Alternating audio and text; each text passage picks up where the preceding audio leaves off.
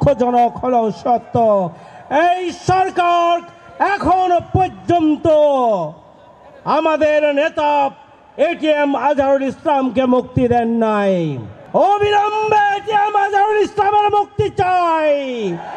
আমরা জামাত ইসলামী বাংলাদেশের নিবন্ধন আমরা ফিরে পেতে চাই।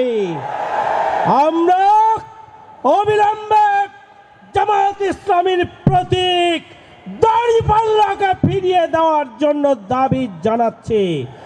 আর যদি দাবি মানা না হয়, আমরা বিগত 15.5 বছর যাবৎ চরম জুলুম নির্যাতন নিপীড়নের মধ্যেও আমরা রাজপথে ছিলাম।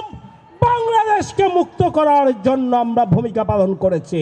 সুতরাং দাবি কিভাবে আদায় করতে হবে আমরা তা জানি।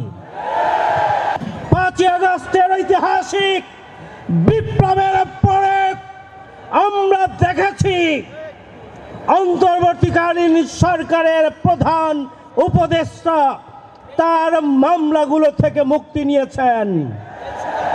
আইন উপদেষ্টা তার মামলা থেকে মুক্তি নিয়েছেন, অথচ দীর্ঘ 14 বছর যাবৎ অন্যায়ভাবে মিথ্যা মামলা মাথায় নিয়ে, ফাঁসির দড়ি মাথায় নিয়ে, গলায় নিয়ে যিনি মানবিক জীবন যাপন করছেন, আমরা আজকে জিজ্ঞাসা করতে চাই কোন কারণে বাংলাদেশের জীবিতদের মধ্যে সবচেয়ে নিপীড়িত মজলুম জননেতা এটিএম আজহারুল ইসলামকে মুক্ত দেওয়া হলো না।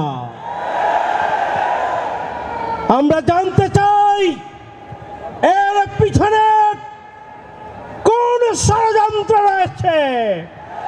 আমরা ধৈর্য ধরেছি 6 মাস 10 দিন। আমরা রাজপথে আসি নাই।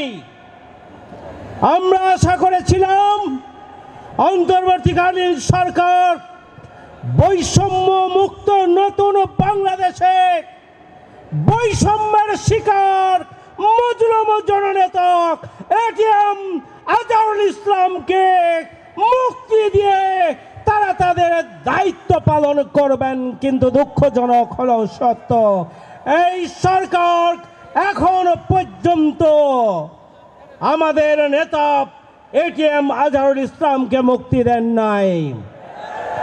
আজকের এই সমাবেশ থেকে আমরা অবিলম্বে এটিএম আজহারুল ইসলামের মুক্তি চাই। আমরা জামাত ইসলামী বাংলাদেশের নিবন্ধন আমরা ফিরে পেতে চাই।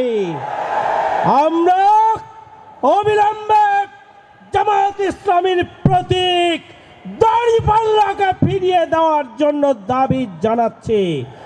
আর যদি দাবি মানা না হয়, আমরা বিগত 15.5 বছর যাবৎ চরম জুলুম নির্যাতন নিপীড়নের মধ্যেও আমরা রাজপথে ছিলাম।